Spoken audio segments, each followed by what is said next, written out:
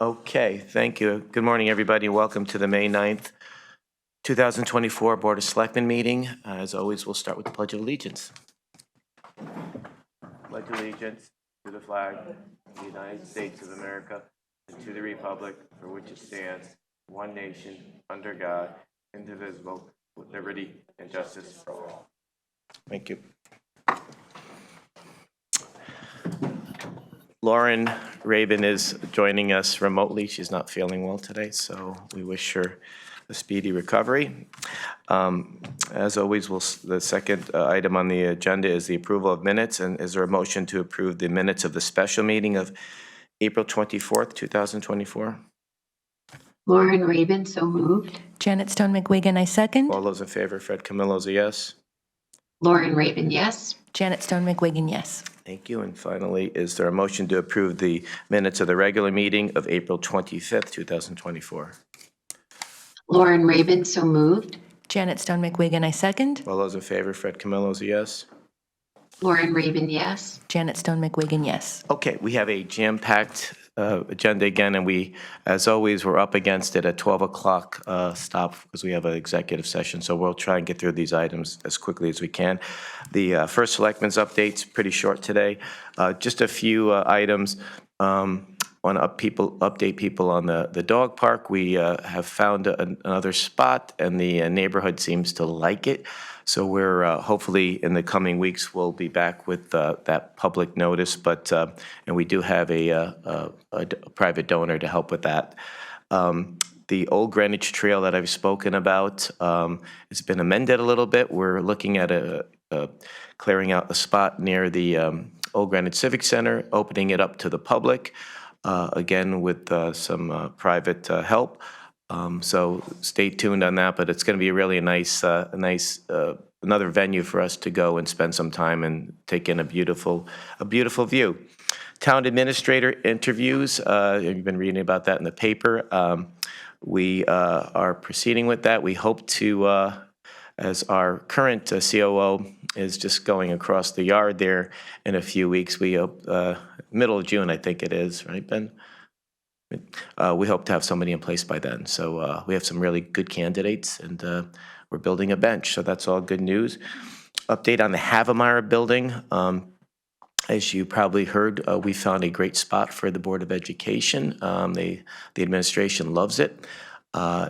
We are just trying to, it's got to have to go to a vote of the BOE, and that's where we are. Just the stars have aligned finally to return this almost $100 million property to the people of Greenwich. The building is in disrepair. It's on our dime. So that's why we'd like to get an RFP out eventually and have a public-private partnership and open it back up to the people. This has been something that's been talked about for decades.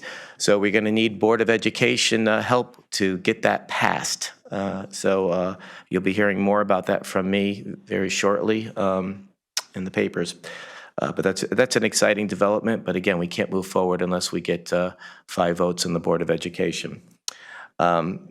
And I will be going back to the BET on the 14th to ask for a reconsideration of the denial of the grant, the public safety grant. It's very, very important. DPW has been going around the town, listening to the neighborhood's concerns in the various areas of town.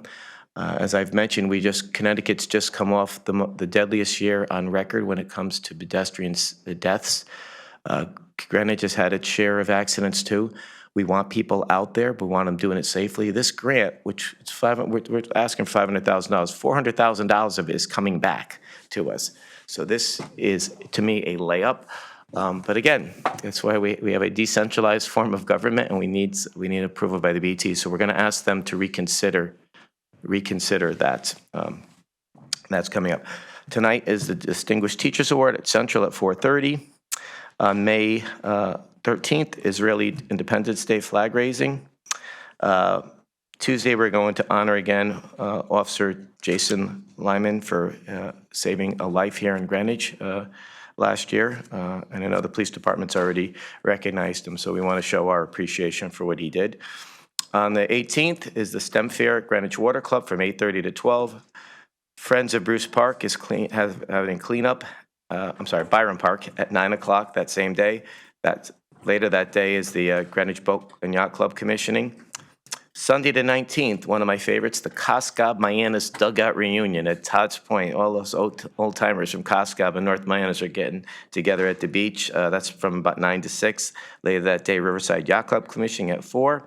And then Tuesday, 21st, we're going to have a proclamation right here in this room at 1 o'clock to start the Safe Boating Week, which is very, very important, especially here in Greenwich. So thank you, and I will turn it over to Lauren if she's ready for her updates. Thanks, Fred. Good morning, everyone. I'll keep it brief since the agenda is packed. Just wanted to acknowledge that we have received through the request to submit proposals for how to decorate the barriers that are protecting the restaurant diners on Greenwich Avenue and some of the side streets.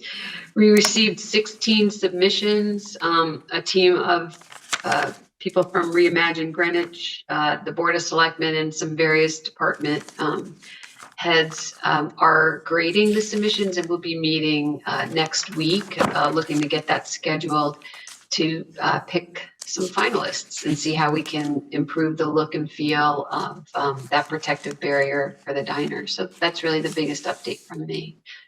Thanks, Lauren. Exciting, and I've seen them. A lot of them look good, and there'll certainly be an improvement on the avenue, so we're looking forward to that. Good morning, Janet. Good morning.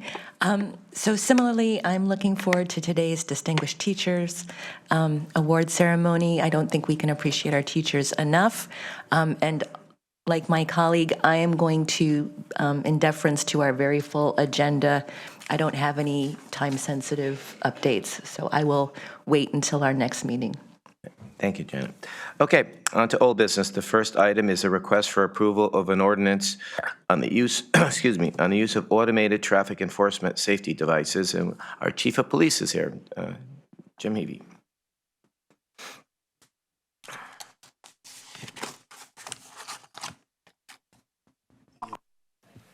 As the chief's coming up, just the one update is today is the closing date of the RFP for the vendors. I know in the past, the Board of Selectmen has asked for public hearings and public education, and it's our expectation is if we, the winning vendor, we would coordinate with them to, because it'd be their solution, we'd be coordinating with them on the public education campaign. But that closes today. There's an evaluation process. We're still months away from issuing a contract, but before we even issue a contract, we need this ordinance passed. Thank you, Ben, and yes, and we'll certainly do our best to educate the people as we go forward, but thank you. Good morning, Chief. So again, this is the second reading for this charter, ordinance change, and it was because of a Public Act 23-116 that allowed us to use automated speed cameras. And again, as Ben mentioned, we have an RFP out. Stanford just approved their change in the town ordinance just a few days ago, so they're a little bit ahead of us. But I think we have some really good vendors. What this is going to do is have us do a traffic study in advance of any placement of the devices. Our focus is going to be on school zones, and we'll identify locations that these would be most effective. There would be a period of change where we have signs posted, installation of the devices, and then we would do the enforcement. It's a civil penalty. At first offense is a certain price, and the second offense is a little higher. Part of that fee goes back to pay for the devices, and the other comes back to the town for traffic safety initiatives. So we've gotten very little negative input about it, so we think that it's going to be a positive thing. And of course, as I mentioned last week, about 50 to 60% reduction in speeding around schools when these devices are installed. So we think it's going to be a positive. So subject to questions, that's really all I have for that. Thank you, yes, and it's, I agree. I only had one negative comment, and it's $50 first offense, $75. Correct. And just to put it in perspective, in 2002, when I was teaching in New York, I went to eat in the Bronx, and I went under a red light, and I still say I beat. I didn't go under the red light, Andy, but they sent me a picture 3 weeks later, and my car was right under the light. So I had to pay $50 back then. That was a lot of money, and it's really, I thought it would be even more, but I For think those who might be concerned about being sent a ticket and they weren't guilty, the part of the ordinance has an appeals process, which will be reviewed, that video, will go to the videotape, it'll be reviewed by the police department, and they'll have an opportunity to refute the evidence. video evidence. Okay, I appreciate that. So, yeah, and I believe it will. This is a public safety measure. It's not a revenue generator, but any comments? Let Lauren go first. Yes. Lauren, any comments? Yeah, thank you. So I have received some feedback, sort of along the lines of, when it's a human being that might stop somebody, there's, kind of that conversation that goes back and forth, whether or not, they were actually doing what they were being accused of doing. So I'm glad that there is the potential for, that type of, dialogue to happen if someone felt that, they weren't speeding and they were caught speeding. I must say, I think I've said this is, I guess, my 5th year on the board, that the thing that I hear the most about, like always, is traffic and speeding. And then I think the answer has always been, we need more enforcement. We need more enforcement. We need more enforcement. With technology the way it is, think of artificial intelligence. I mean, we're in a whole new world, fortunately or unfortunately, is, I guess, how you can look at it, glass half full, glass half empty. But this is going to extend, I think, the ability to enforce. And that's what I feel like a lot of the residents have been asking for quite some time. But I do understand, somebody might feel that it impinges upon their individual rights. And as long as they have the opportunity to refute something, that's the best I believe we could do. Thank you. So, like you, the feedback that I've had has been overwhelmingly positive. There has been some pushback, but overwhelmingly it's been positive. I can't emphasize enough, and we've already talked about this, though, that I think it's really important that we get public information out there. Heretofore, there hasn't been a lot of media coverage about this particular ordinance. I mean, I know that the 3 of us have been briefed, but I can't emphasize enough that I think to manage expectations, I definitely think we need some public information sessions as we start planning for this. Sure, it's interesting. This morning, I heard myself talking about the ordinance on WGCH on the way in, and I know it's been covered by all of the local media. I mean, Greenwich Times, Sentinel, and even Greenwich Free Press. So We'll certainly do that. And again, so, I mean, in the past, there's some issues where we've talked about it, put it on social media, sent the notices in the paper, talked about it in the radio, and we still have people saying, well, I never heard about it. So you're never really going to 100% capture everybody, but we can obviously we'll continue to do our best and continue to get the word out there. one of the things too, we might consider for some of the, when we've had changes in regulation is included in the tax bill or some other delivery method in addition to all the social media. So. That's usually. Not that we enjoy getting those, but. No, but they usually will see it. It's already an unpleasant notice to begin with, but at least they'll read it. Okay, yeah, no, I'm ready to vote on this. We'll entertain a motion. Lauren, you're muted. Yep, sorry, I'm just trying to pull up the, I have the electronic. Lauren Raven, I motion that we approve the request for the ordinance on the use of automated traffic enforcement safety devices. Janet Stone McWigan, I second. All those in favor, Fred Camillo's a yes. Lauren Raven, yes. Janet Stone McWigan, yes. Okay, thank you. Thanks, Chief. Okay, next up is a request for an amendment to a traffic ordinance, Schedule 1, parking prohibited on Weaver Street. And DC Gray is here again with Michael Kiselak of the DPW. And this is a second read also.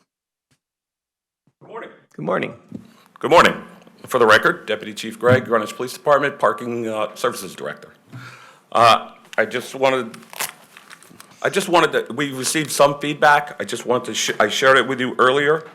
And there was a couple of things in there from one of the area residents that I had spoken to after the previous read, and we talked about, steps moving forward.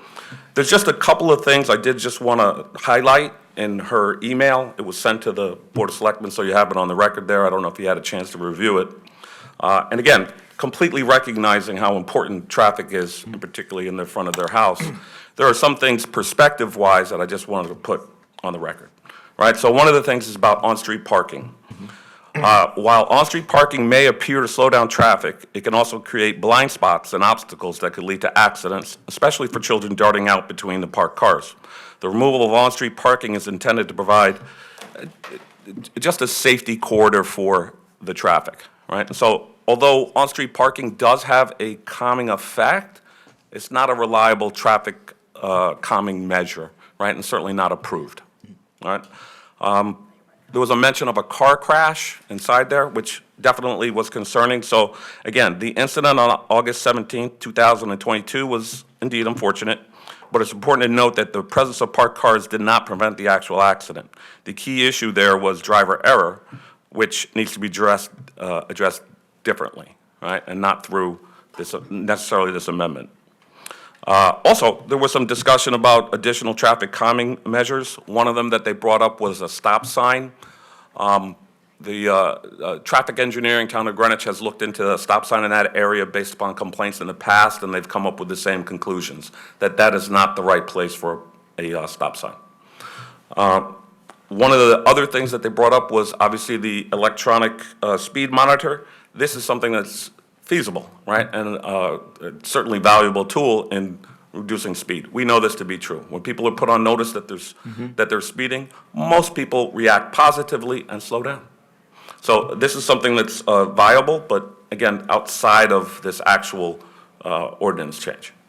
And the last thing that they brought up was the STEP program, as well as some of the data that we had gathered. All right, I think it's important to note that our STEP program is an important element of how we use our personnel hours efficiently, right? And so what we use is we use data to determine the best places to put our enforcement team, which is the motorcycle officers. So each day we have an enforcement team that goes out and enforces the speed in a particular neighborhood, area, what have you, all right? That is their sole purpose. On top of that, of course, we have patrol officers that are in their particular beats, post areas, and they will receive direction on which they should enforce while they have discretionary time. All right, this is on top of the regular patrol duties. But the three that are dedicated are, we use the STEP program, and we use data for that. And so the locations that they do choose are those where we can prioritize the most efficient use of them. So we have a tool, just came into our arsenal. It's a speed counter, all right, traffic counter. I had the traffic section put it out immediately after our last meeting, and what we found was that that area has a low enforcement rate. I've attached it to the packet there. It's for a discussion at a later date. I just wanted to address the concerns of the community that they brought up with some of the data that we're going to use to inform the decisions over there. All right, and so the bottom line is that we recognize how important this is to the community. We recognize that it feels like it's an issue, but the recommendation is based upon engineering standards already in place, and it becomes really a safety issue. And a blind traffic curve is obviously in need of a no parking zone. So absent that, I have nothing else. Any questions? Can I just ask a question? All of what you were talking about is for item C, because I think we're on B first, so none of this is. Oh, my apologies. I just wanted to make sure that Clarify. I had it. Right. Yeah, so that was Mallard, yeah, you were talking about Mallard. So could. So I So apologize. Even though I was going to comment on that, and we don't want to have to change things. So if you could just go to B, and then My apologies. no, it's okay, because now C's going to be pretty quick. I Okay. had a comment on that, B. but I'll hold it. Okay, B, Yes, B. nothing to add. Nothing to. Okay, so, all right, I have no questions on B. I just was going to make a statement on C, but any? No questions. Okay, so we can entertain a motion for item B. Lauren Raven, I motion that we approve the request to amend traffic ordinance Schedule 1, parking prohibited on Weaver Street. Janet Stone McWigan, I second. All those in favor, Fred Camillo's a yes. Lauren Raven, yes. Janet Stone McWigan, yes. Thank you. And now on to C, so we already heard, and I would just add that you're absolutely, I would agree with you 100%. At times, cars parked on the road does have a calming effect, but we've also seen, so people who think that's the answer, we've also seen accidents because of it, and we actually had a fatality a couple of years ago on Millbank Avenue, and it was rainy, it was dark, but there was cars, and we, because of that, we took a look at, the cars that are allowed to be parked on that road there because of the sight lines. And, well, we have no idea of knowing if that caused it. It's still, it was in the minds of people that is a possibility. So you got to be very, very careful with these in relation to obstructing sight lines. So I totally agree with you. They do tend to calm traffic at some times, but you got to be very careful with it that it doesn't cause an accident too. So, I'm okay with this. Similarly, I'm okay with this. We are the authority, but fortunately, we don't have to be the experts. We do have engineering standards.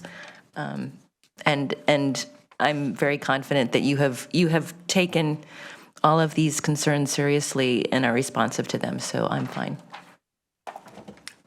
Thank you. So we'll take a motion on item C.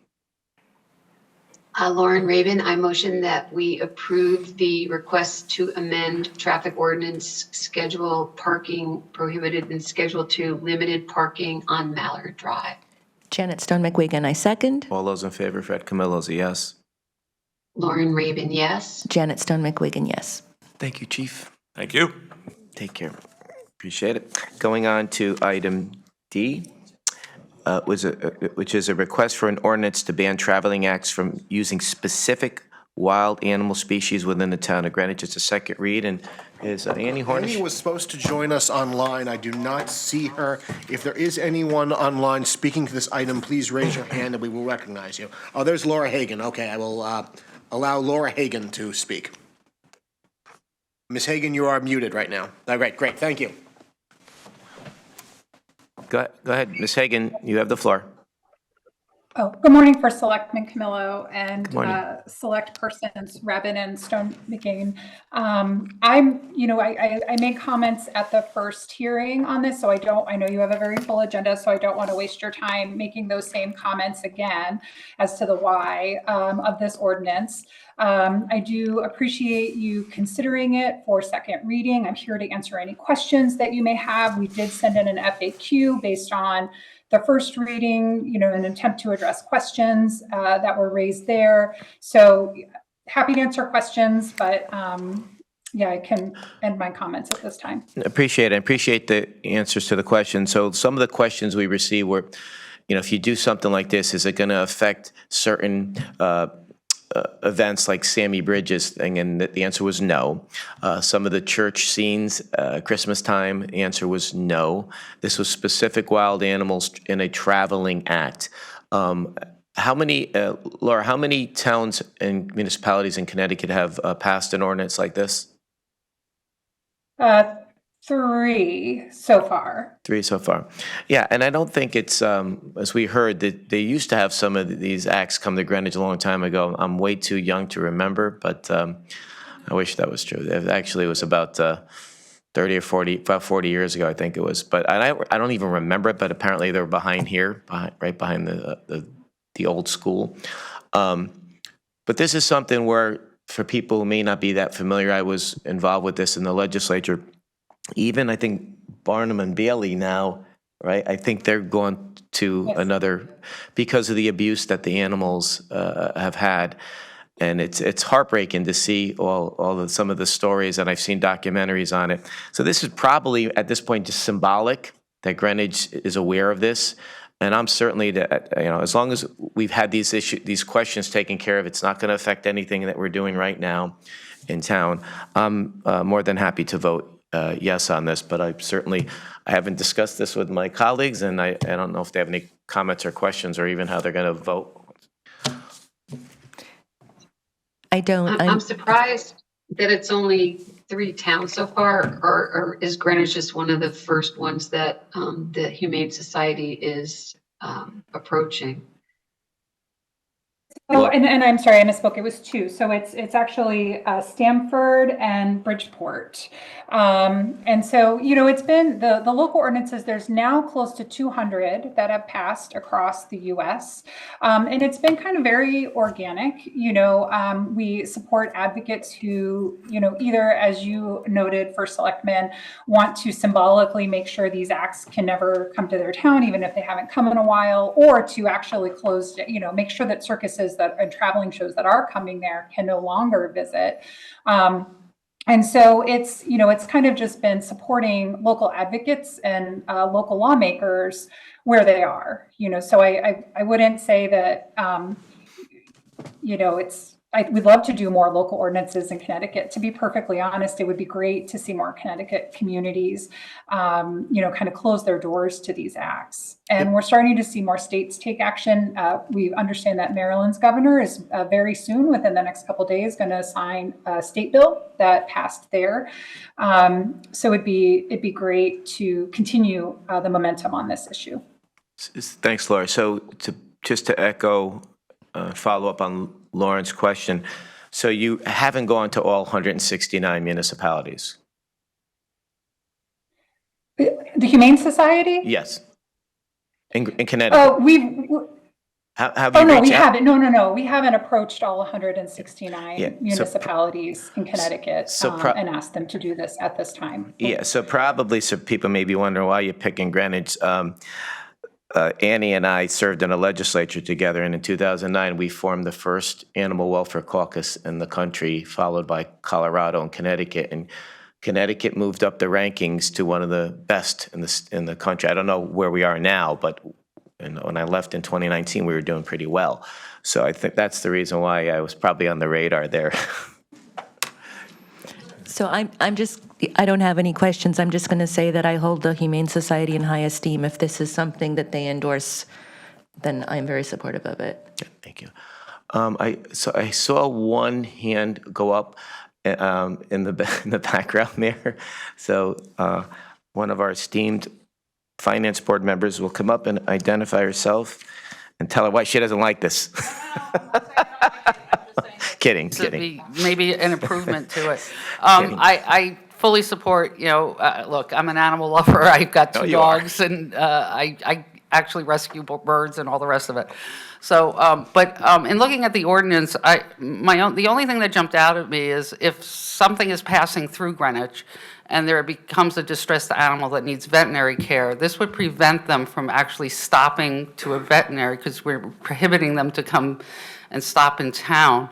So I was wondering if it could be improved by allowing for emergency situations veterinary care for distressed animals in the convoy, if that's the case. Thank you. I know when we were talking, I was thinking about that. I don't think this talks about that at all. This is acts. So, and I don't think it's meant to do that, but just to be safe. But unintended consequences is the question. Gotcha. Yeah, no, I was thinking when we were discussing this, if they're coming through, that's not what this is intended to do. But certainly, maybe if we could amend this to say that, we would grant the request to ban traveling acts from using specific wild animal species within the town of Greenwich, barring if they were traveling through and we had a distress situation and they needed care. That is totally different from an act where people are paying to see them. So we can certainly amend it there. Annie has come online, perhaps. Okay, Annie, did you want to, good morning, Annie. Good morning. Did you want to speak to that? We just want to amend it. A resident here had a very good point about if an act is coming through Greenwich, but they're not performing here, and they had to stop here overnight, maybe there was a situation where there was an animal in distress, we don't want them to be prevented from receiving care. And I know this is not the intent of it, but we just wanted to make sure we don't have any, unforeseen, circumstances. Yes, that's a very reasonable question.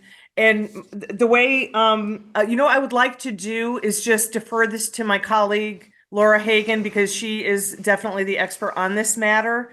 But yes, I understand and I appreciate you're not wanting these unintended consequences. And Laura, would you mind handling this question?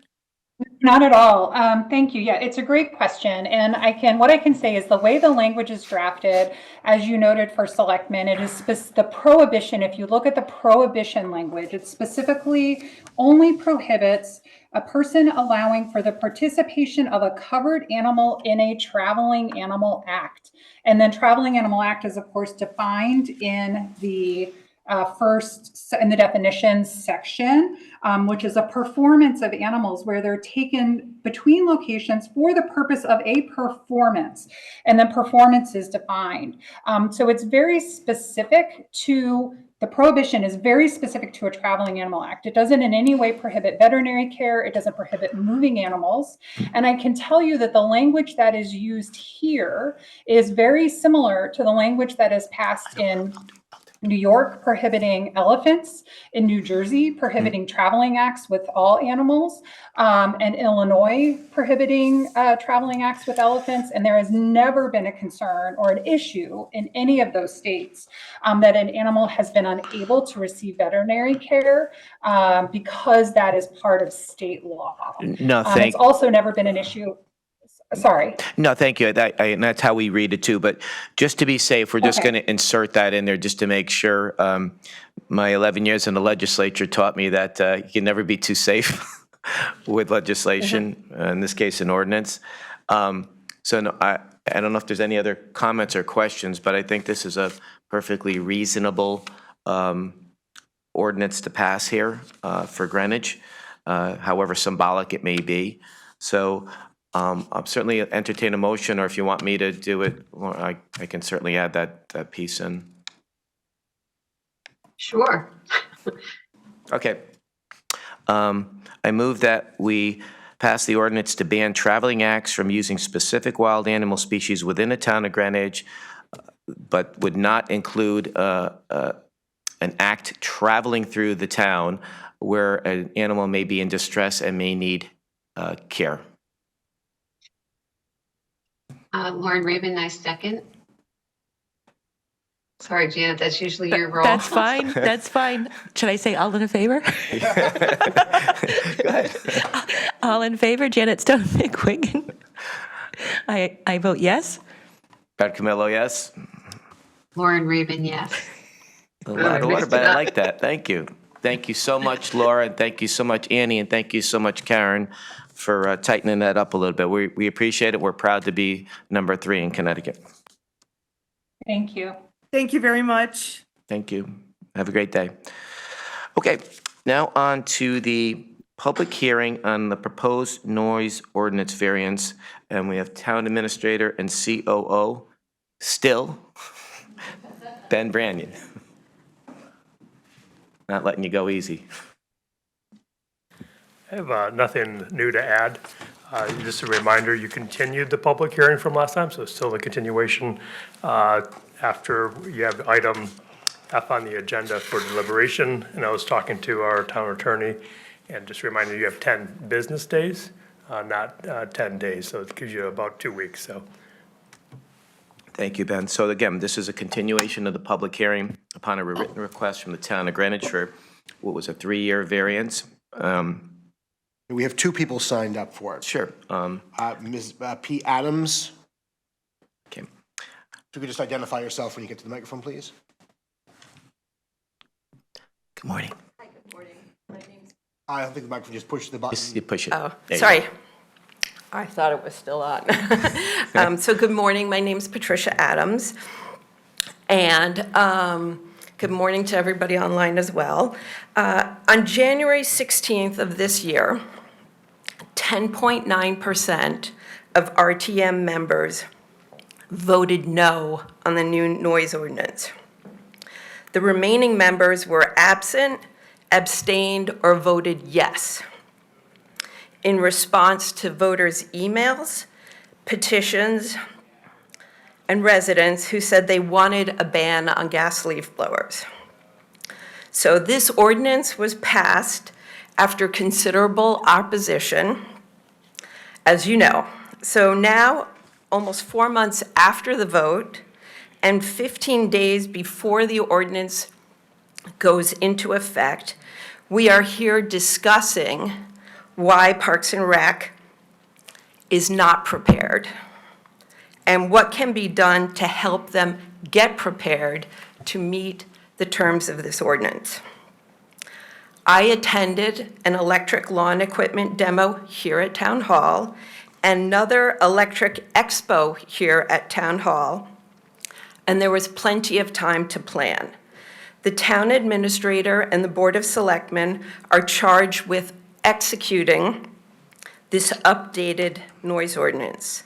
So knowing that Parks and Rec did not support this ordinance, I'd like to know what was done to help them comply and prepare for it. We should be asking how to help them, not giving them an extension to the ordinance. So as a reminder, only 10.9% of RTM voted no. Residents and RTM members clearly stated their wishes on this revised noise ordinance. Thank you. Thank you, Patricia. We Next. have Shiro Nagala. Did I pronounce that correctly?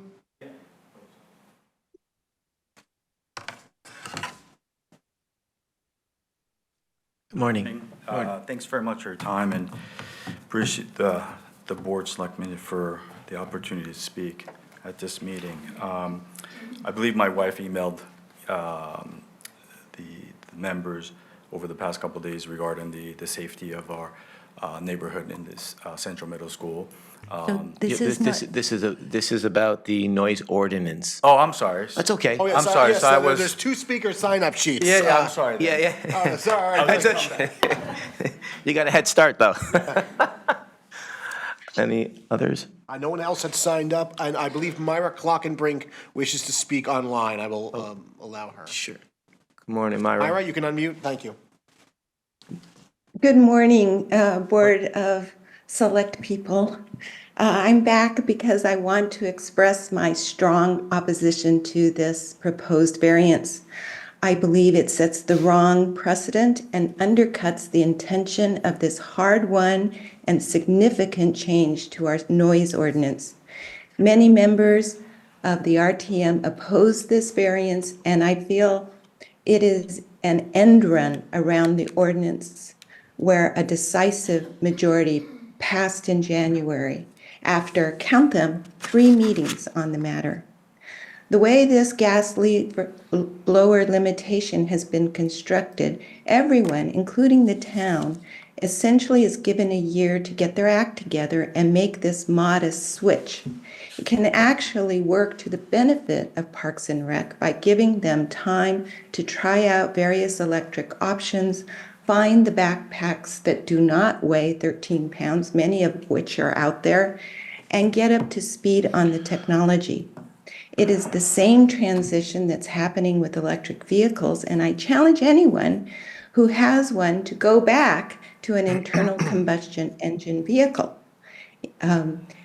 EVs are more fun to drive, better for the environment, and I believe Parks and Rec personnel will be similarly persuaded once they are using these electric blower machines on a routine basis.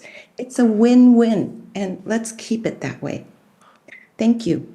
Thank you, Myra. Okay, I just want to remind people, though, is there anybody else can? No? Just, Karen Vasiliotis for a second.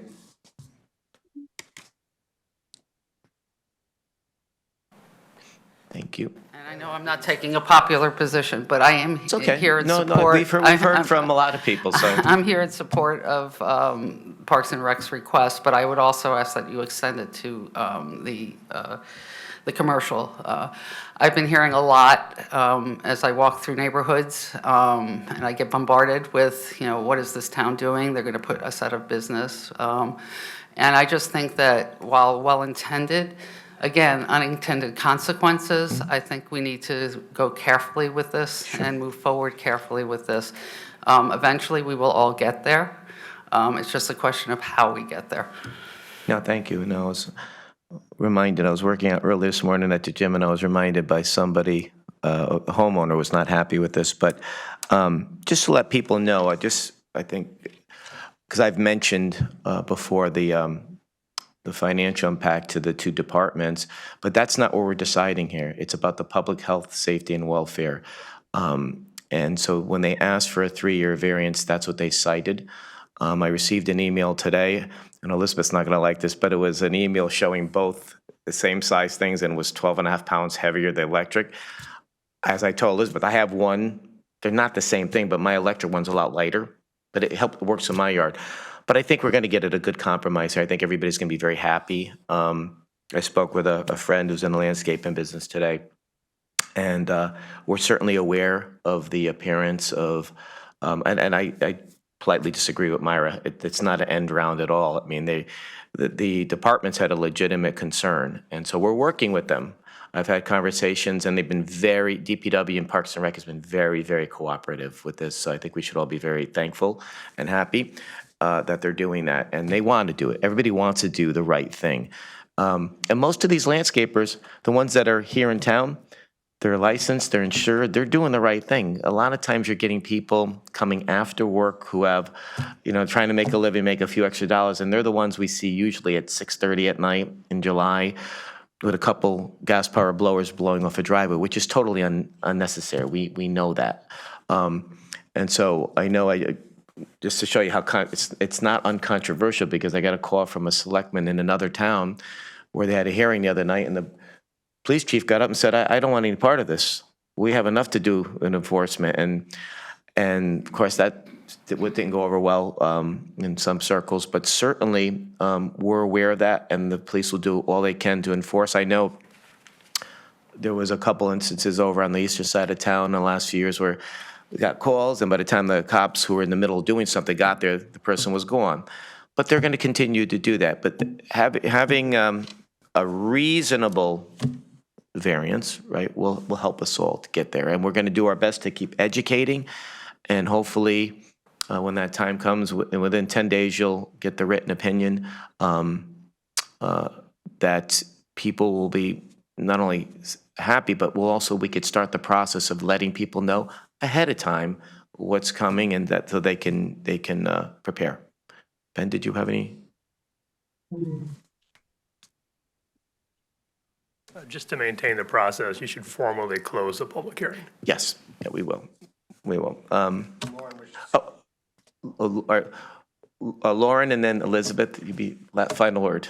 Go ahead, Lauren. Thank you. I just want to make a statement. We're getting a lot of emails. We always get emails, and I'm just going to let people know my personal opinion. The way to convince me of anything isn't to send a form letter. We've gotten 5 ones from different RTM groups. They all say the exact same thing. It would have been probably easier for you to all just send, one email. That's just a personal preference. I don't appreciate the form emails. Thank you. Yes, they. If you're doing that, I understand people sometimes are trying to save time, and believe me, I appreciate that. But sometimes some thought goes into it, because we used to get those in the legislature, and I used to reply personally, and then finally I stopped doing it because they were all form letters, and I wasn't getting any response back to the form letter. So Lauren's point's well taken. Janet, did you have any comments? Well, on this, I love feedback. So, and I appreciate, actually, it's very hard. I had the same emails that Lauren had. I actually appreciate it takes a lot of effort for many people to come together and try to coordinate their message. So if anything, to me, it actually makes more of an impression, but that's just a personal preference. Yeah. I say feedback in any form is good. Yeah, no, I appreciate that too. I guess I'll give my personal opinion, and I would side with Lauren on that. Is it doesn't, sometimes people have signed on to form letters when I've asked them, they didn't even realize they were on it. So it's better sometimes. Or call.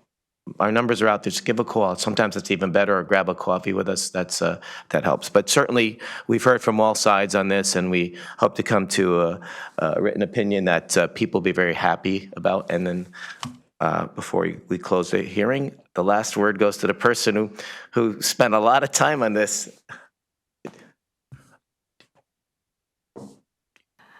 Elizabeth Dempsey. I just wanted to say thank you to all of you because you've spent a lot of time, and to the departments who've been looking at this very seriously, and we really respect their analysis of this. I did want to add, just because Karen was in the room, maybe unofficially, but as a BET member, that one of the things that would be really great is to also look at the cost savings. When you switch to electric, these machines pay back within, for commercial landscapers and the town that uses them so frequently, it pays back in 1 to 2 years. And we have the economics on that. We also have the data on the economics from towns that have transitioned and landscapers who have saved so much money. And to Karen, to your point about landscapers, we've done extensive meetings with them, and you should know that for 30 towns that are surrounding Greenwich that have already transitioned, some for decades, we couldn't find anyone who went out of business or wasn't. So there was no issue of pushing people out of business. This isn't a new paradigm here. So we think it's a great time, and we can't get over the support we've gotten from residents since we passed this. And personally, I run into landscapers that have gotten ready, and it hasn't been a big issue. So just wanted to add that side. And again, thank you so much for looking at this issue carefully. Thank you, Elizabeth. Jane, did you want to say something? You good? Okay. Thank you. So we appreciate all that feedback. With that, is there a motion to officially close the public hearing portion of this? Lauren Raven, so moved. Janet Stone McWigan, I second. All those in favor, Fred Camillo's a yes. Lauren Raven, yes. Janet Stone McWigan, yes. Okay, thank you. So the last item under old business is a board deliberation on the proposed noise ordinance variance. You've already heard some of our comments on this. I'll just start off briefly because you've heard enough from me, but having done this, I don't want to say how many years ago, but a long time ago, I was in my 20s. I did this on the side, and I'm very, very supportive of our local businessmen. They don't have lobbyists, paid lobbyists. They're on their own. A lot of them don't have time to go to RTM meetings. So anything we do, we certainly are pro small business, which creates 80 to 90% of our jobs in our economy anyway, and most of these people live here. So with that in mind, and also the, public health and safety, health is a big deal, right? All the money in the world doesn't mean anything if you're not healthy. So we also understand that. We also understand that people are working from home more now since the pandemic. I think that's a good thing. There's a lot more production getting done. People can get some things done around the house and still get their work done. So I noticed there's been a little, the tolerance level for noise is diminished. I'm not there yet, but I could tell you these things never bothered me. And lately, last couple of years, I get a little aggravated once in a while. In fact, I was talking to somebody in this room yesterday in front of town hall. They couldn't hear me. But that's, so anything we do, it's got to be balanced, and it's got to be a lot of thought put into it. We thank everybody because they've given us a lot of information, the departments, the advocates, RTM members, regular residents, landscapers. And we looked at other places and seeing what they're doing. So I'm very good. I'm fine with my discussions with Parks and Rec and DPW. They seem to be okay with some of the ideas I threw out there. So the opinion will come within 10 days. I asked if there was, a 2-to-1 vote, like a judge's opinion. Can we get a dissenting opinion? I know I would want to be have my views on record, and I think we're going to do that. But hopefully we'll have a 3-0 vote. Who knows? Right? You never know. But I'll open it up to my colleagues. Lauren? Yeah, we've gotten a lot of input. It's definitely a big, change. A lot of, thought and planning has gone into this. The technologies that's available, are changing. So we're ahead of a process, really. I made the comment, what's good for the goose is good for the gander. So however, this unfolds, I don't believe that, one group should have an advantage. So whether that's, local government or the landscaper, so whatever our decision is, it has to be fair, to both. And then I understand the cost implications, because in the form letters that we're getting, people who say they're prepared to, address that. So I think that's a factor too. And listening more so to Commissioner Siebert's commentary 2 weeks ago, is everything available? So, there might be something that still needs to be thought of if for a certain type of job, like how many of us have crossed over the post road in the past 2 weeks and you have to go up and down the humps? I'm thinking of sweeping up all that rock. So there's a lot to consider. And I guess that's why we are in our roles. So thank you. Thank you. There is a lot to consider. There's a lot more that we've learned from the advocates, from the landscapers, from the department that really wasn't even discussed on the RTM level. That I found out that there were some difficulties in transitioning, but I've been in industries and businesses where things have transitioned, and you get there. It's hard at first, it's scary, but you get there, and usually it's for a good reason. So, Janet. So thank you. So I'm going to repeat the remarks I made at our last meeting and expand on them. I'll start with saying, generally, I am not in favor of a variance because I think that the RTM has spoken. But both in the spirit of compromise and also looking at the original intent of the ordinance, I would be supportive of a 1-year variance. And I'll go into some of that, which is, if you look at the ordinance right now, the private landscapers have a year of transition. So I think it's only fair that the town also have a year of transition. And I asked Commissioner Siebert directly, well, do you even need a variance to do that? And she said, well, she didn't want to be out of compliance without some sort of, allowance. So, and I understand that's all about optics, and I think that that's really important. So I am, like I said, I'm definitely, I would be supportive of a 1-year variance. Thank you. So you've heard from the three of us. I've tried to not say what the final thing I'm going to.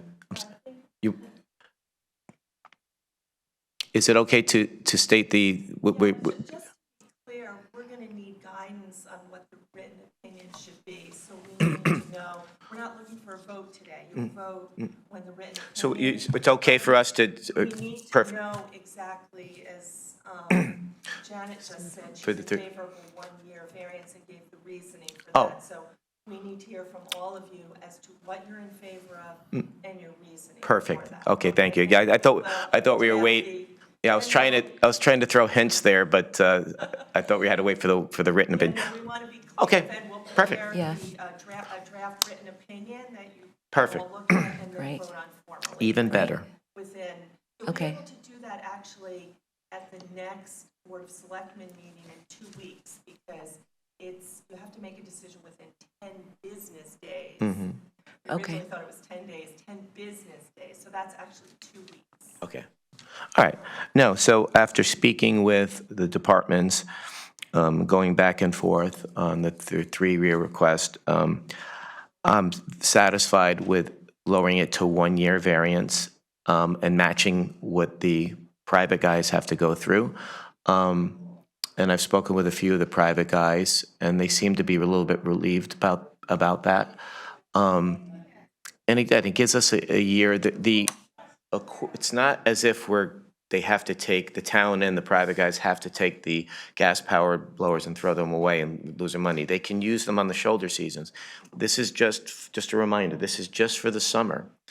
And again, I understand there's some situations where a higher-powered machine is needed, but in most cases in the summertime, you're blowing off driveways. And you just don't need them. Honest, I use my little electric one to blow leaves in the fall. My yard's not big, and I can get by. Most people can't. I can get by with it. It's not easy, but I can get by with it.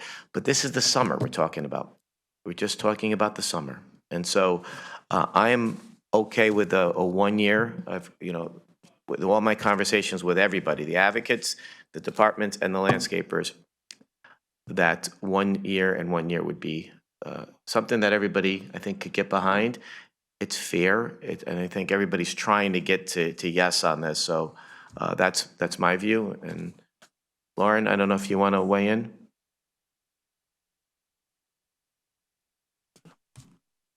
Lauren is muted. Lauren. Well, she said. It's after 11. Yeah, She has to- so I could tell you she's going to 11 to say yes to 101 because what's good for the goose is good for the gander. She said that at the beginning.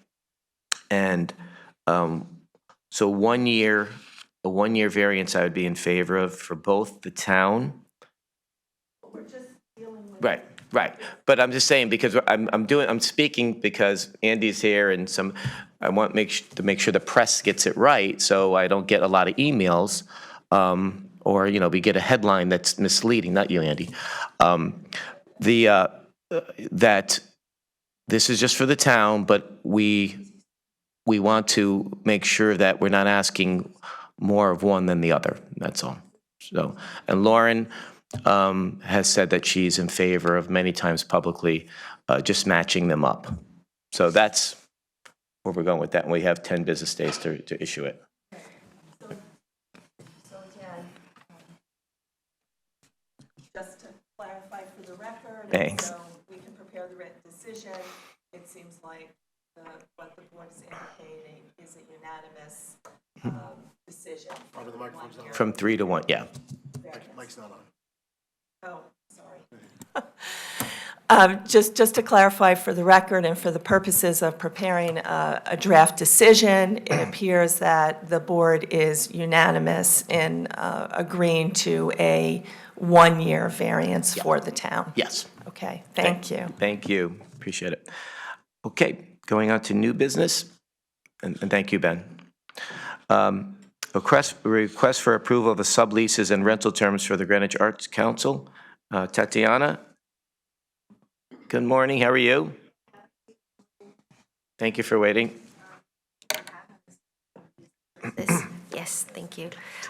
We are basically requesting an increase on the rental per square footage from the Greenwich Arts Council in order to offset the deficit on the operating budget. A currently rate, it varies between $2.99 up to $3.60. So we would like to have it across the board at $3.60 per square footage, and it will help us to close the gap for the 2024-2025 operating budget year. Okay, and this is for a sublease. Correct, for the sublease. And how much space are we talking about? So it varies. It's about 7 tenants, permanent tenants that we have, and it varies between 200 square footage for some spaces to up to 1,600 square footage per space. So most of the spaces vary between 500 square footage. Okay. So they're paying anywhere between $800 up to And have they been made aware of? Yes, we have advised everyone, we have make them knowledge of it, but obviously until we get an approval, we don't, everyone seemed to be on board. We just we all kind of work together as a community trying to sustain the building. Yeah, I just was asking in case we got a call from somebody who wasn't aware, but I'm glad that's Yes. okay. Right. Okay, no, thank you. Good. The only question I have is, have there been any major changes? I'm assuming that these are continuing. Continuing, Subleases? yes, subleases, mainly, most of our tenants have been there since the creation of 1973, and then when we moved to the building, so we have a couple of new tenants, mainly is the theater group and the ballet school that had a change in the last 10 years, but the rents haven't been increased for the last 10 years. So it's basically a continuance of what Correct. is already, okay. Correct, yeah. Okay, thank you, Tatiana. You're very welcome, thank you. Appreciate it. Okay. Next up is an update on the 2023 KPI, Key Performance Indicators for the Plan of Conservation and Development. And we have our Senior Management Policy Analyst here, Wendy Zhao. Good morning, Wendy. Morning. I'm happy I'm the only one. I don't request anything. Just want to give you some updates on the KPI report. And my office has been leading the effort to develop the KPI report since 2022 with Selectwoman Raven's support.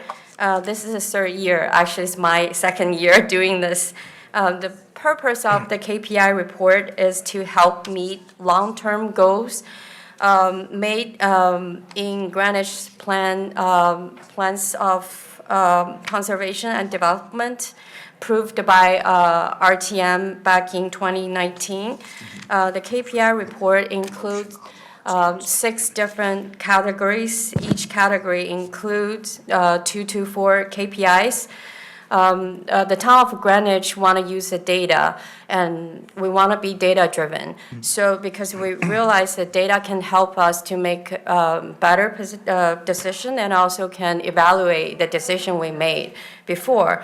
For example, like the KPI of percentage of population who had access to public park within 8 minutes walk, and that's a really important KPI for the residents because when people move to Greenwich, they're looking for a very beautiful suburban feeling environment.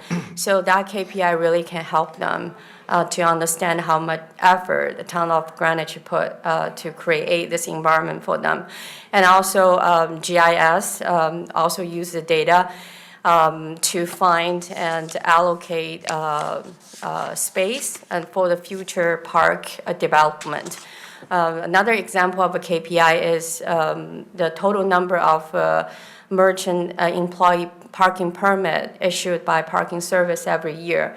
So back in 2021, the Board of Selectmen provide merchant employee parking permit in Greenwich, Central Greenwich District beyond Greenwich Avenue.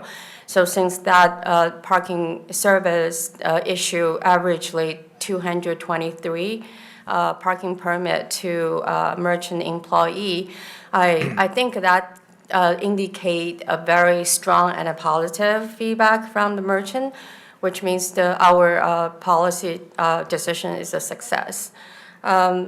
Again, our office leading the effort, but a lot of department put a lot of time and effort, collecting all the data.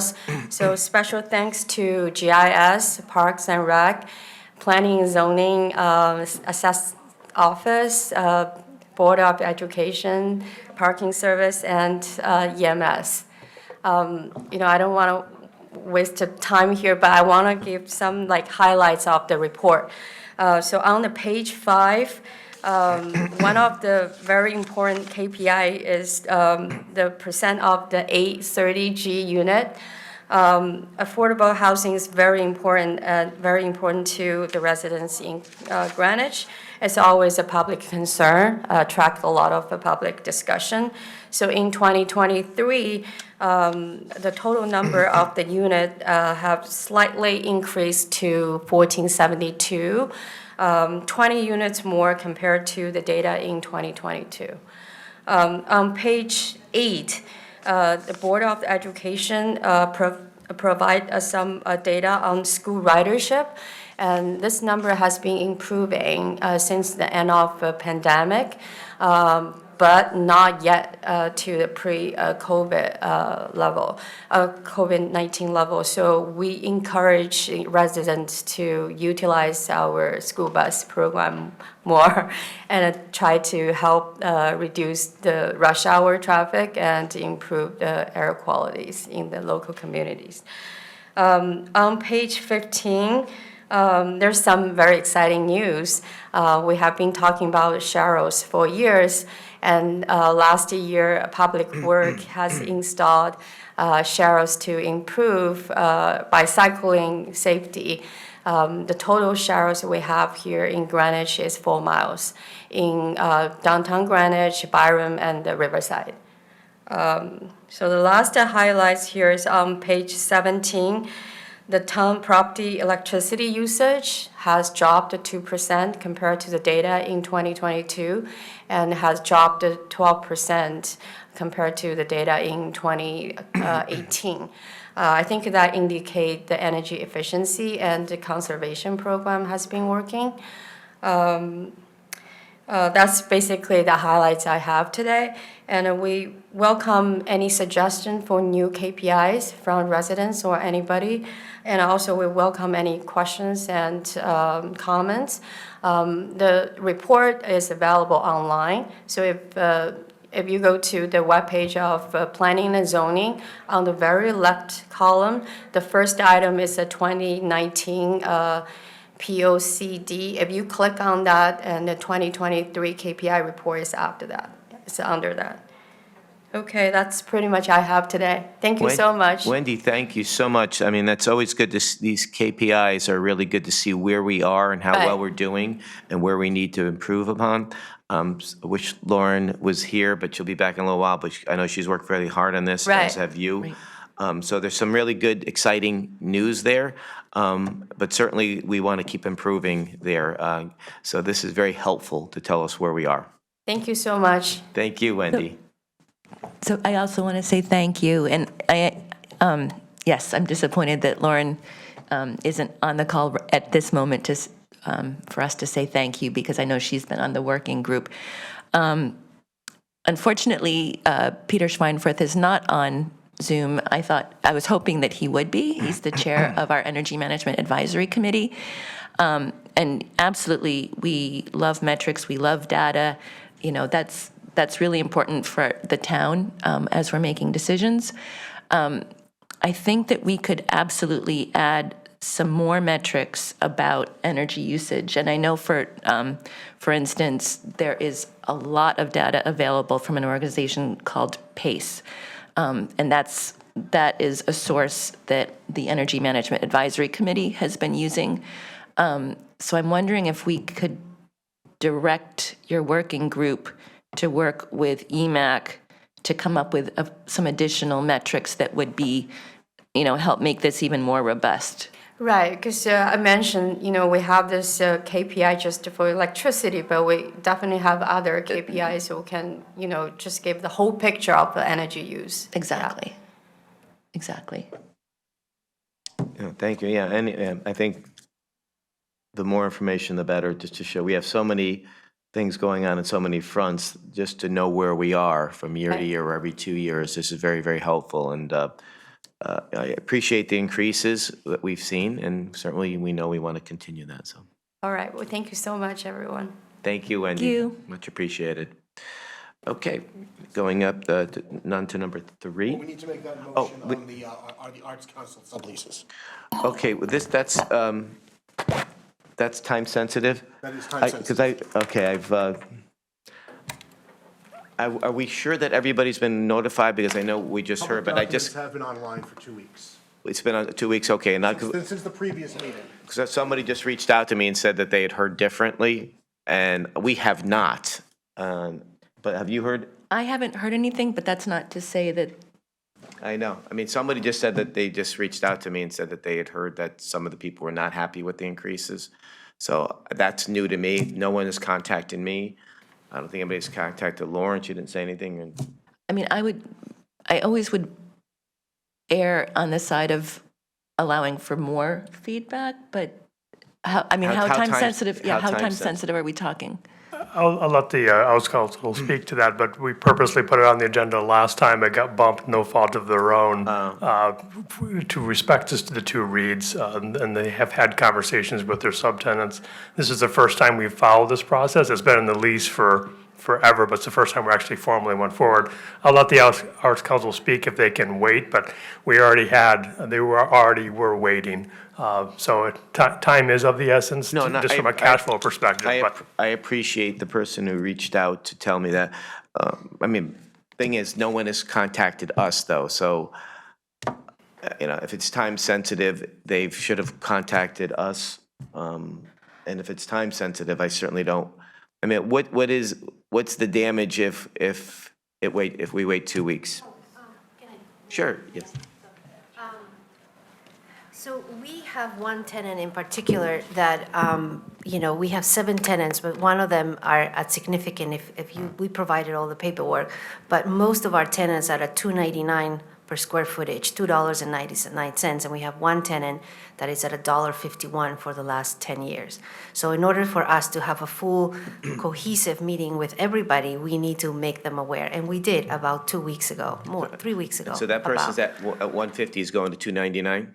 It's going to go to 360. We would like to 360, bring so- everyone at 360 because we have to be able to close the gap on the budget. But it's not going to close it because we have to do also private fundraising, but it will help. No, absolutely. And how long has it been at 299 for those other ones? About 10 years, All of them? pretty much, yeah. Some of them are All right. but there's one in particular that is a 151 and we cannot. No, We have to close the gap. No, I understand. And in order for us to renew the leases and send them over, they need time to review it. Mm-hmm. So the new fiscal year for us starts July 1st, so we would like to send those contracts before, probably by the end of May.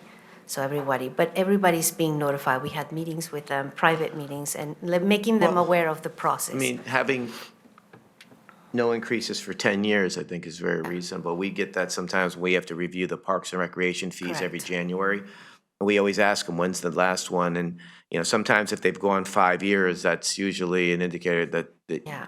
and we try to keep it in line with other. There should have been a small increase every year, but I think no one really had the proper protocol. We didn't really understand it, the prior director Yeah, as no, well. that makes So we and then COVID came and we couldn't even ask our tenants to Yeah, pay makes full sense. rent. So That makes sense. it's been a matter of, it was overdue for Yeah, us to look at it. 10 years is a long time. I just wanted, I'm just trying to figure out process-wise, though, we did say at the last meeting that it would be a second read, but it's on our agenda now as new business and a first read. Right. So I just want to kind of square the circle here. If we were to vote on this at the next meeting, you still have time Before the end of May to do. for Yeah. Okay. before All right, so I July think what we 1st? do, not that I'm going to change my mind, because I think you're being very reasonable. But since last time we bumped it up to, and it is kind of a first read, it's through no fault of your own, because we're always up against time now these Yes. days. But let's just do that, just to be safe, and we'll get it done in 2 weeks, and you'll have it there. This way you can get there before the end of May. No problem. But Thank you. I would ask the tenants if they're listening, we don't want to hear things second and third hand. We would like them, if they have an issue, they should speak up, because that really doesn't cut it. So you didn't, no fault of your own. Okay, thank you. All right, thank you very much for understanding. Next up is Tyler here. I know it's going to be that- the exemption for the Millbrook Club. Patrick Murphy Oh, is going I'm to be sorry. online for that. Yeah, I was just looking at that too. And Mr. Murphy, you're free to go. Hello, Pat. Hey, good morning. How is everyone? How are you? All doing great, thank you. I'll keep it brief. We just wanted to get a special exemption for our annual clam bake. It's going to be on July 13th. So we'll have a live band and we'll go over by about an hour and 45 minutes. Yes, and they come every year, and we've never had an issue with it. So appreciate your keeping your neighbors in mind when you have these events. And I went one time and it was fun. So it's a first read, but certainly I don't see any problem with it. But we'll wait for Lauren to Exactly. be here next week, or 2 weeks. Yes, Mr. Murphy, we'll have you on the next agenda for the approval. Okay. Okay, thank you, Patrick. Appreciate it. All right, thank you. Have a good one. You too. Okay, now Tyler. Is Tyler online? Tyler Yes, is he online, yes. Hey, Tyler. Hey, good morning. Fred and Janet and Lauren, I appreciate you having me on here for the Neighborhood Assistance Act. I will try to keep this brief. This is something that comes before the Board of Selectmen at this time every year.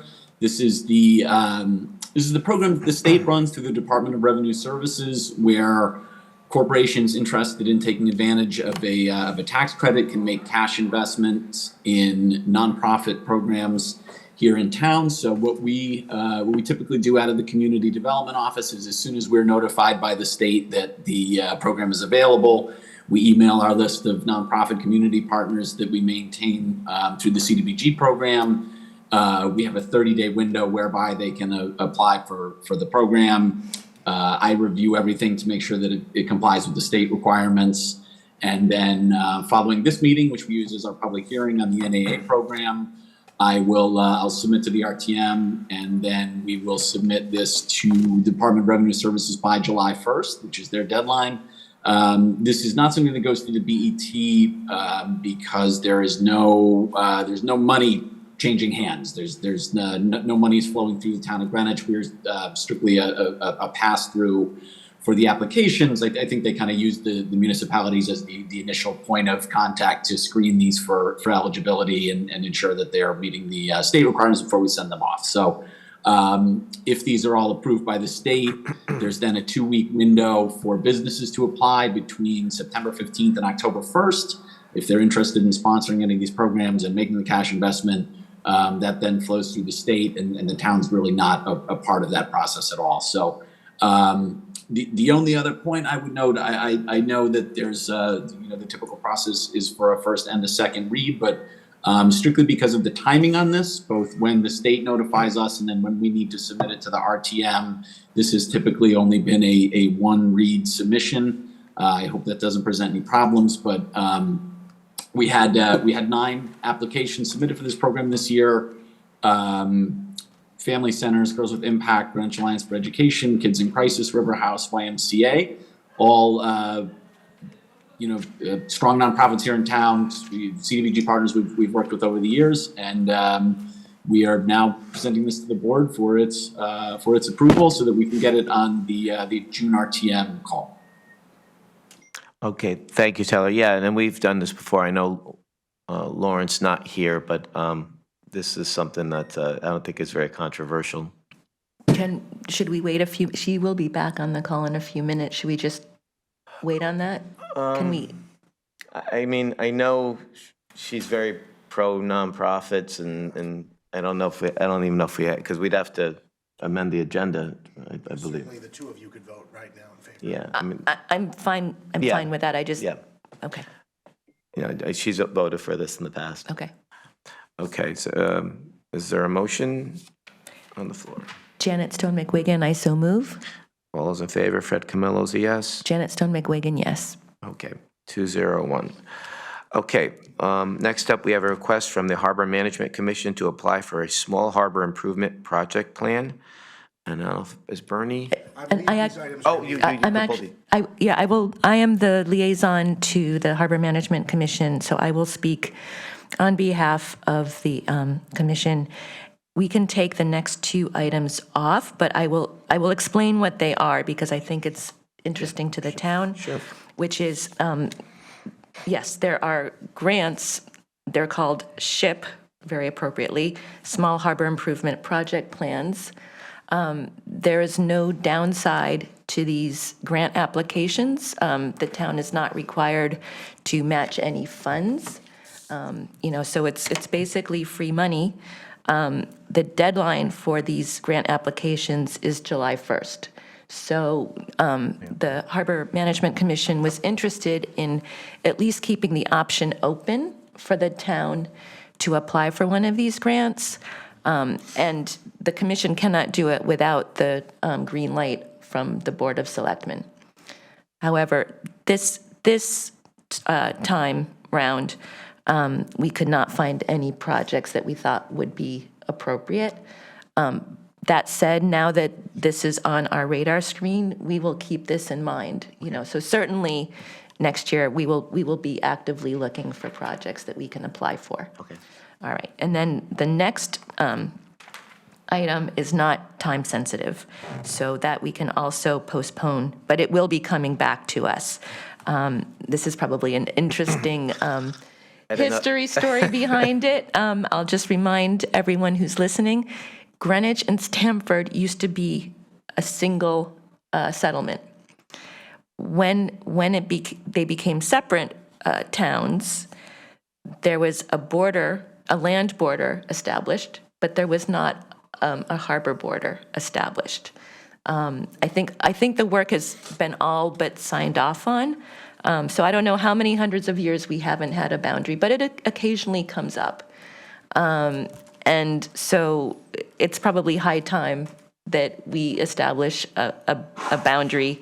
Amina Ahmad is very experienced in this area. So it really it just requires the Board of Selectmen to give her the green light to work with Stamford. And she will, do the legal work for us. And yeah, exactly. When we have mooring questions that come up in Tomac Cove, when we have kelp farm siting questions, we will have a clear idea of whether the waters are Greenwich waters or Stamford waters. So this will have to come back, but it's not time sensitive. Okay, yeah, I know we have some Greenwich residents over there in Dolphin Cove that claim they're still part of Greenwich, so. Actually, I know the boundary, I think, had shifted on land many, many years ago, so there's lots of those stories, so, okay, yeah, that is interesting. All right, next up is a request for approval from Lori Contadino, Director of Commission on Aging, to enter into a State of Connecticut CSLFRF agreement with the Connecticut Department of Aging and Disability Services for the Wallace Center. And you could tell us what those letters stand for. Good morning, Lori. Good morning. I'm Lori Contadino, Director of the Commission on Aging and the town's municipal agent for the elderly. So the Commission on Aging received notification that funding had become available to senior centers throughout the state of Connecticut. These are ARPA funds given to the State Department on Aging and Disability Services, and that is the entity that is administering these funds and this grant opportunity. So the allocation available to the town of Greenwich of $146,035 was based on an equity formula using total population 60 and older and population of non-white individuals and disabled individuals 65 and older. That resulted in 14,600 residents at $10 per person. And I don't know where the 035 comes from because my math would be slightly different, but the allocation to us is 146,035. So we submitted an application for this funding for facility improvement, and that is to supplement Wallace funds for the continued renovation of the Wallace Center, specifically for architectural and engineering services for which we have to go out to bid. Our proposal was accepted, and this time-sensitive agreement that is before you today would authorize that I could enter into this agreement with the state of Connecticut for these funds. This is a reimbursement grant, and we also are on the agenda for the BET and the Budget Committee. We met with Law Committee yesterday, and I'm going to turn it over to Laura McGeechee, our Assistant Town Attorney, who's been working with me on this. Thanks, Lori. Good morning, Laura. Good morning. Good to see you all. Yes, I've been assigned this contract. It's been a pleasure working with Lori and getting to know Lori and the Senior Center. I had the pleasure of going over the other day and got a tour, and the Wallace Cafe is beautiful, by the way. Great. So, that being said, obviously, it's good to put a little color behind a boring contract. That's why I like to meet the people and see the facilities. I actually had, well, I won't say the pleasure, but I did take an elevator ride too, but in any event. So that's not part of this, but anyway. You made it. Yes, I'm here. So in any event, this is a state contract, and it's great for an allocation because, as you know, the senior center had slated for construction and received this, its ARPA fund. And I can tell you what FRF is the Coronavirus State Fiscal Recovery Fund and Coronavirus Fiscal Local Recovery Fund Beneficiary Agreement. So ARPA funds went to the state of Connecticut Department of Aging and Disability Services and is allocating this to various municipalities. I will tell you, we got a little bit of a scare because the legislative session that just ended last night, there's a potential cut from this. I just spoke to your liaison here, and if we're this far along with a contract, we're not necessarily in jeopardy. She can't give me 100%, but the quicker we move this along, the better it is. I'll tell you, it's time sensitive for a couple of issues. That, number one, to make sure that this stays intact and that we have this allocation of funding. ARPA funding is twilighting from the coronavirus. So this has to be in contract with a vendor, architectural and engineering vendor, by December 31st of this year. So that's cutting it very close for RTM approval. So we are actually seeking to get on to the June call as opposed to waiting to September. So we were going to submit next week. So I know there's a request, and I respect your position, Select Person Stone McGuigan, on the second read, but given that this is, again, we want to protect and get this money to help rebuild the senior center. So we would ask that you waive the second read, number one, and vote today as well for approval so that we can report that we so far will have hopefully 2 committee and board of approvals when we go before BET budget and then the BET next week and submit to the RTM to try and get this out to bid as quickly as possible, get it contracted back and protect it and protect the money allocation that we have so far. So, and one reason I'm also here is because it is a state of Connecticut contract that has indemnification provisions. So the indemnification, they require the town to name the state as an additional insured. So I will tell you that we contacted risk management to see what the quote would be that, because we need to, and again, we don't make a practice of agreeing to any indemnification provisions except when it's required by state or federal government, which it is. When you want money from either source, it's required. And so, and again, the risk benefit is, and this is again for engineering and architectural services to develop, so the indemnification is very negligible of any risk, you know, that the engineers or the architects get hurt drawings, doing their drawings. But in any event, be as it may, we got a quote from the risk management that it's currently $2,065 annual premium, which would be prorated for whenever that goes into effect. But mind you, that wouldn't go in effect until next year. So that's not to the dollar, but that's the ballpark of what it would be.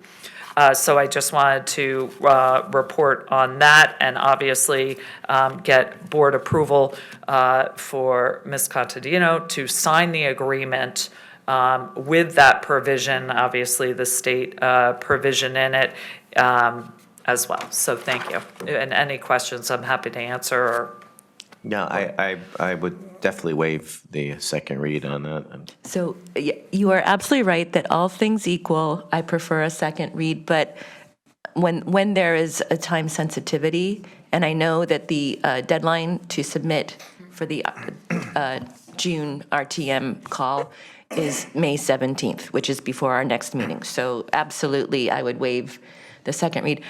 While I have you, though, a question came up. For the purpose of legal documents, did the senior center change its legal name from the senior center to the Wallace Center? Because this is listed as the Wallace Center. yes, I can let Lori speak to that. And I actually did submit something to LNR that that amended a proposed resolution, which might be where your question's stemming That's exactly from. where my But question's I'll, coming from. defer And to I'm not a Lori. lawyer. Do you I'm not a wanna- lawyer. You're the lawyer, but I just wanted to raise Well, that. I can, or Lori can answer, if you prefer. So with the acceptance, I mean, it's always been known as the Greenwich Senior Center. So I've been educated on this. Obviously, it's 299 Greenwich Avenue. The program is the Greenwich Senior Center. They occupy the 2 floors. The upper floor isn't, but I think colloquially, it's known as the Greenwich Senior Center. Now, the naming agreement for the acceptance of the Wallace donation required that it be rebranded and renamed the Wallace Center. So it's and hence the Friends of the Greenwich Senior Center is now Friends of the Wallace Center, and that has been changed with the Secretary of State. So my understanding, and Lori can correct me if I'm wrong, that the what was formerly known as the Greenwich Senior Center is now known as the Wallace Center. Spatially within the facility, not the building, because it's a town-owned building, and that there will be plaqued for those purposes. So the facility and the programming is renamed and rebranded the Wallace Center.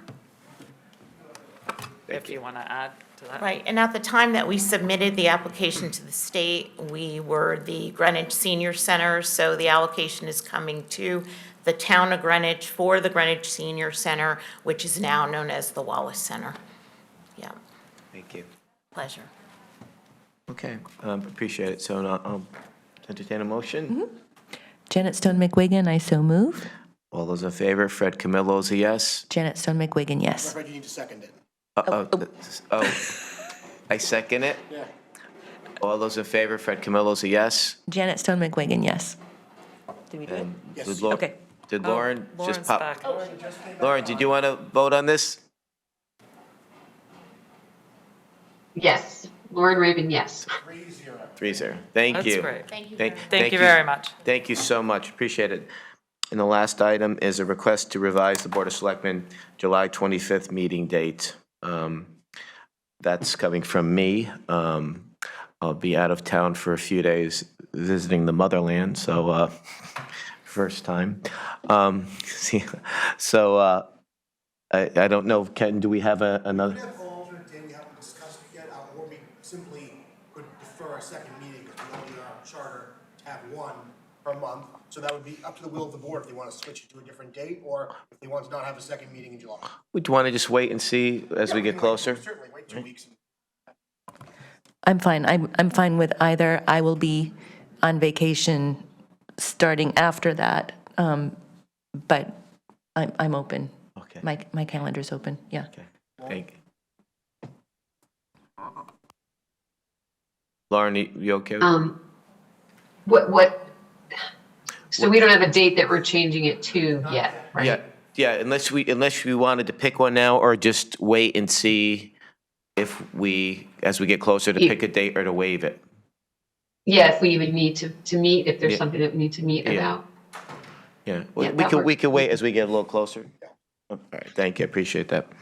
Okay, I don't see anybody's hand raised. For the public hearing, Mr. Alexander wishes to speak. Mr. Peter Alexander. Be recognized, all right. Peter, Hold on. there he is. Peter, you're muted. Good morning, Peter. Good morning. Good morning. Did it work? We hear you. We can hear you. Oh, okay. I wanted to, speak up while the parchment dries on our request for you guys to sign off on a council to manage the water resources, especially the watersheds. And a couple of things came up during this meeting that I wanted to make you aware of. And that is tens of thousands of fish eggs are dying today because we won't unleash JC for 2 days to clean up the mess at Den Lane. So at low tide, we still have water in there so the fish can get up and breed. Add in the asphalt smear they're putting on our border, and then it rains. Guess what? It goes to the Byram River when all the little kids are just beginning to learn how to breathe. It's a bad situation, and it has been done with good intentions on purpose by the town. The key tidal area on the Byram River was seized by the town for lack of taxes. And one of the reasons it got past the votes in our representative meetings, both financial and political, is that it wasn't going to cost anything. Let it return to nature, it'll be wonderful. And I really thought that hasn't worked that well, but especially with the paving and seeing the still very viable concrete paving underneath the asphalt, and reminded that when we were kids, we had 2 lanes for the cars and a bike lane on each side. That was the only asphalt, and it lasts a really long time. Well, the runoff and so forth coming at the same time of the anadromous and diadromous fish are dependent on Peter, no, thank you. Peter, what are you asking here? Because we're trying to get to finish the meeting to get to an executive session. So what is it exactly? What is the ask here again? Is the executive session with lawyers? It is not regarding this request, Mr. Yeah, it's never, Alexander. yes. No, I just want you to say, go for it with the council so we can help you. Well, I think you've asked this before, and I'm confused. I don't think we're going to remove all paving and pipes soon. Peter, it's not going back to nature. We have to balance. Peter, what is it you're asking? Because you've asked before to have work done on public land, and the requests have been denied by council, by the town. So is this the same one or something very, it sounds like it's something. No. It's the council. It's the thing that. The council we're not doing. You've heard from the town on that. They do not want to go in that direction. I have not heard from the town. Peter, you have heard that the town I has said haven't in heard several meetings. of anything formally about it. Peter, I've heard it rejected. The selectmen won't sign off on an independent council to keep things from getting worse. Peter, it's not that you've been at many meetings where the town council has said that is not a good idea. You had other people speak out again. You've been at those meetings. So if you want closure on this, send an email, and I'm going to have the town attorney and whoever else would be deemed relevant in the conversation to respond to you again. But we can't take up time with this because we've already answered this question. The ink was still wet when it was rejected. The town council hadn't even seen it yet. You could send another email to everybody, and we'll respond again. But it's been spoken about several times because you've brought it up several times, and you've heard the reasoning. In fact, one person got up on our finance board, who is not only a lawyer but a PhD, and talked about why that's not a good idea. But you've heard from the town about this several times. So just send an email, and we'll put it in writing. Okay, thanks for the setup. Thank you, Peter. Mr. Nagala wants to. Yes. Last but not least. No, thank you very much for the time. I think Thanks for your patience. I'm very appreciative of the approval of the ordinance on the use of automated traffic. I think it's. Formally identify yourself. Oh, I'm sorry. My name is Shiro Nogaki. I live on 219 Orchard Street. And just going back to it, I appreciate that approval of it. I don't think anyone would question that. Just to point out that I live between the Indian Rock Lane stop sign and Coach Lamp. I'm a father of 4 children, 3 Greenwich High School students, and an 8-year-old daughter. I mentioned in the past, but since the tragic incident in 2022, where the car, struck our house, I think Mr. Camillo is familiar with that. We have repeatedly expressed our serious concerns to town officials, including the CMS Building Committee, regarding the safety of our children and the CMS students. However, at the time, nothing had been done to protect the community from the reckless and the careless motorist. I think we can check that off with the approval of the camera. And on June 19th, 2023, around 3 to 4 p.m., a vehicle flipped at the Orchard and Indian Rock stop sign. Fortunately, it was an early dismissal day, so no one was physically injured. I took some photo and sent them to the town officials, and the response was, as I've been informed by the police department, there are no indication that the crash yesterday was related to speeding. However, to my knowledge, this is only the second crash in the vicinity in recent years. Certain patterns can be pointed towards appropriate solution, but we do not have a pattern of crashes to act upon. Honestly, I was appalled and hurt by the blatant disregard to the pressing issue at hand. I'm very familiar with the data set. Data-driven reports are useful for establishing the baselines, but they do not provide a whole picture. For example, I think the CMS project engineering report recommended an average, or stated that the average speed of 35 miles an hour. However, I don't believe it included blind areas, vehicle brake distance, or road conditions. And what will it take to see the urgency? And I think it's time to stop discussing and implement immediate action, which the camera is a starting point. We need accountability to hold individual who disrespects our community and the law. My request is pretty straightforward. The installation of speeding cameras 24/7 around the CMS, I think it's a perfect opportunity to start there. An additional stop sign for increased safety measures in conjunction with the Central Middle School projects.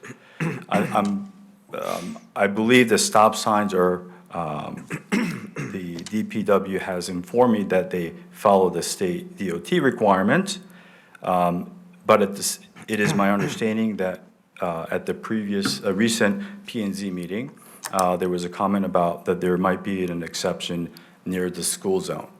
So I beg you to work with the DPW and the planning and zoning and try to come to the bottom line of, can we actually put that in place? I believe the way they designed the school bus entrance and exit are quite, to some extent, flawed. I think there's a lot of blind spot. The entry point is at the bottom of the hill. And I think there are a lot of concerns that we raised among the community. So I would greatly appreciate it if we can press on this and try to resolve potential issues from the students of CMS and our community. Thank you, Mr. Nagagi. So in addition to the cameras, your ask is a stop sign? Yes. Okay, so certainly this is all being recorded, and maybe reaching out to DPW and copying us. Right. Would be, again, Brandon, it's also what the building committee is asking for. Yeah. Right. As Yeah, well. I think that was part Four-way of the stop recommendation. Yeah. I believe at the moment, that the original recommendation, I think might have been put to the side. I know the building committee is only responsible for the buildings or inside, but I think realistically, when you design the school and the surrounding and the property, it has to be some collaboration with people that make a decision for the road and the safety of it. It can't be done on a separate, in isolation. Yeah, on the silo. So I know living across the street that the exit and the entrance are extremely dangerous. We're all about moving along with this, the CMS project. But I know how narrow the roads are. And there is absolutely no way that the bus can turn 90 degrees without going over the other side. So we have to address it. I know that there's a lot of moving parts, but I think we're all here to make sure that the safety of the kids. Yeah, and no, then no, moving no, when forward. we do a project, we test everything. So like when we did the intersection improvement at Elm Street at 6 o'clock in the morning, we went out there with the fire trucks and we made sure that they can move because we heard they couldn't move, but we tested it and it showed we could.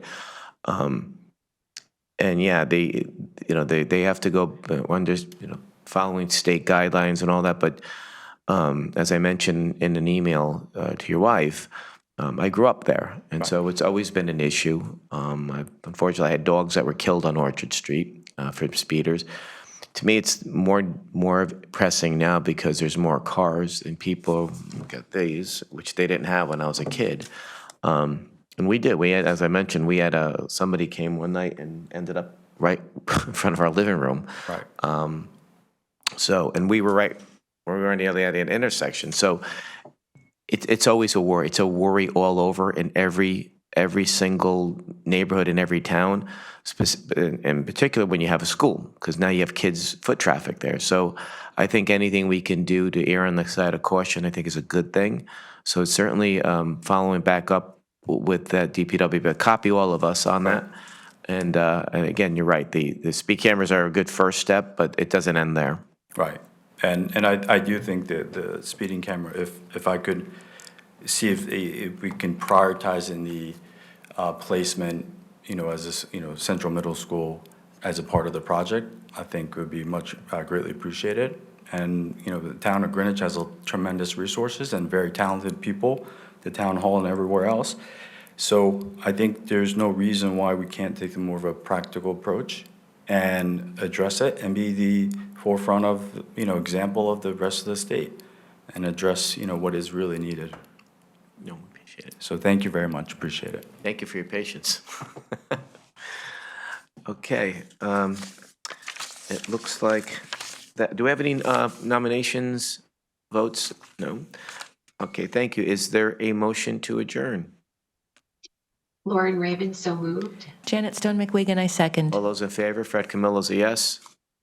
Lauren Raven, yes. Janet Stone McWigan, yes. Thank you so much. Thanks, Ken. Thanks, Barbara. Thanks, Jenny. Thanks, Don. See you later. Thanks, Andy.